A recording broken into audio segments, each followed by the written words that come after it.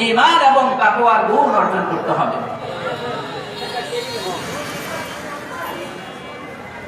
ঈমান এবং তাকওয়ার গুণ অর্জন করতে হবে। অথচ আল্লাহ তাআলার এই বাঁধানো রাস্তা, এই সুন্দর রাস্তা ছেড়ে আমরা সুখ খুঁজি সুদের মাধ্যমে, ঘুষের মাধ্যমে।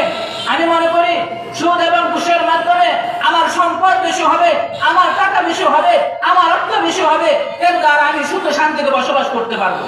কি বলেন, মনে করি কিনা? কিন্তু আল্লাহ বলতেছেন না না, এগুলার ভিতরে সুখ এবং শান্তি নাই। তোমার টাকা হইতে পারে, তোমার সম্পদ বেশি হইতে পারে, কিন্তু তুমি সুখ এবং শান্তির নাম নিশানাও পাইবা না।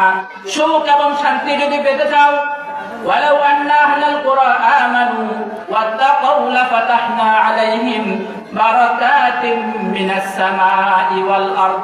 সুখ এবং শান্তি দুনিয়াতে যদি সুন্দরভাবে ছেলে সন্তান নিয়ে, ফ্যামিলি নিয়ে ভালোভাবে সুন্দরভাবে আনন্দময় জীবন যদি তুমি উপভোগ করতে চাও, দুনিয়ার মানুষ, আমি আল্লাহ ঘোষণা করে দিলাম, তুমি দুইটি গুণ অর্জন করো।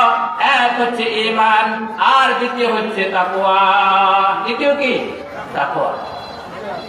এখন তাকওয়া কি জিনিস আমাদেরকে বুঝতে হবে। তাকওয়া হচ্ছে সব সময় দিলে এই ভয় লালন করা যে আমি যে অবস্থায় আছি, আমি যে হালতে আছি, আমার রব আমাকে কি করতেছেন? দেখতেছেন। তাকওয়া মানুষকে দামি বানায়। কি বানায়? দামি বানায়। হযরত ওমর, ইসলামের দ্বিতীয় খলিফা, হযরত ওমর চিন্তা করলেন আমার দেশের জনগণ কি অবস্থা আছে, আমি বাদশা হিসেবে একটু খোঁজ খবর নেওয়া দরকার। একদিন ছদ্মবেশে তিনি প্রজাদের খোঁজ খবর নেওয়ার জন্য ঘর থেকে বের হলেন। হাঁটতে হাঁটতে দূর থেকে দেখা যায় একটি কুটি ঘরে মিনি মিনি করে বাতি জ্বলছে। হযরত ওমর ওই ঘরের দিকে এগিয়ে গেলেন, ঘরের কাছাকাছি গেলেন। ঘর থেকে মিটমিটি শব্দ, মা এবং মেয়ের কণ্ঠের আওয়াজ ওমরের কানে আসতেছে। বলে সুবহানাল্লাহ। ওমর কি বলতেছে, মা এবং মেয়ে, এগুলো একটু শোনার জন্য আরো এগিয়ে গেলেন। মা মেয়েকে উপদেশ দিচ্ছে, ওগো মা, আজকে দুধ অল্প, একটু পানি মিশিয়ে নাও। কি মিশিয়ে নাও? পানি মিশিয়ে নাও। মেয়ে জবাব দিলেন, খলিফাতুল মুসলিমিন দুধে পানি মিশাতে নিষেধ করেছে।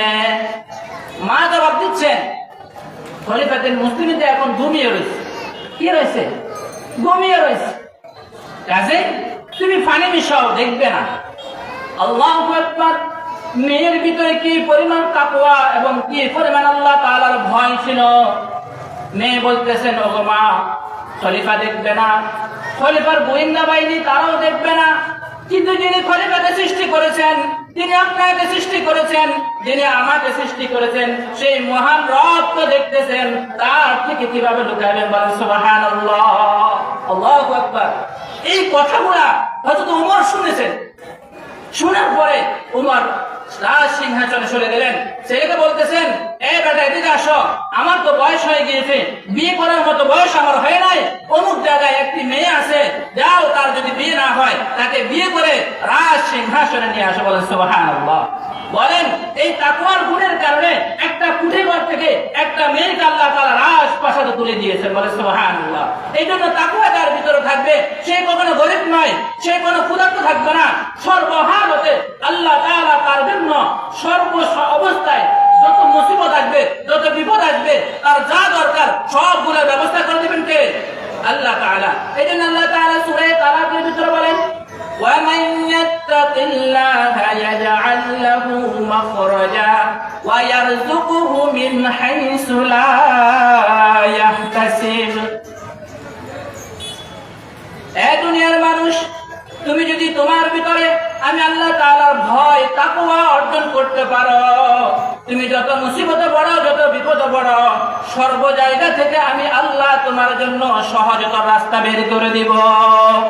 শুধু তাই নয়, সকাল থেকে সন্ধ্যা পর্যন্ত তোমার যে টেনশন, তোমার যে পেরেশানি, রিজিক রিজিক রিজিক, ডানে খাও বামে খাও, রাস্তা খাও ঘাট খাও, যা পাও তা খাও, শুধু তোমার খাই জেনে রাখো, তুমি যদি তাকওয়া অর্জন করতে পারো, ওয়ায়ারযুকুহু মিন হাইসু লা ইয়াহতাসিব, আমি আল্লাহ তাআলা বলে দিলাম এমন জায়গা থেকে তোমার রিজিকের ব্যবস্থা করে দিব তুমি কল্পনাও করতে পারবে না। আল্লাহু আকবার। তাহলে দুনিয়া এবং আখিরাত সর্বোপরি জায়গা সুখ এবং শান্তিতে বসবাস করতে হলে কি লাগবে? ঈমান এবং তাকওয়া লাগবে। কি লাগবে বলেন? ঈমান এবং তাকওয়া লাগবে। আল্লাহ তাআলা সময় সংক্ষিপ্ত, কথা অনেক বলার মতো সুযোগ নাই, এই কথাগুলো বলছি। আল্লাহ তাআলা সর্বপ্রথম আমাকে এবং সবাইকে মানার এবং বুঝার তৌফিক দান করুন। সম্মানিত এলাকাবাসী, এই বাগান দীর্ঘদিন অক্লান্ত পরিশ্রমের মাধ্যমে এই বাগান সাজানো হয়েছে।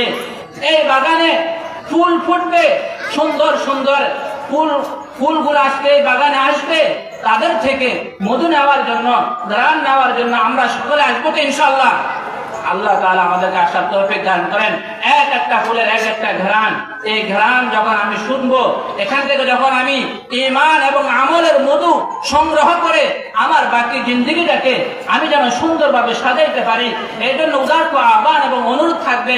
এই বাজারে মাহফিল সবসময় হয় না, কিছুদিন আগে একটা মাহফিল গেছে, এটা হয়ে গেলে আর এক বছর মাহফিল হবে না।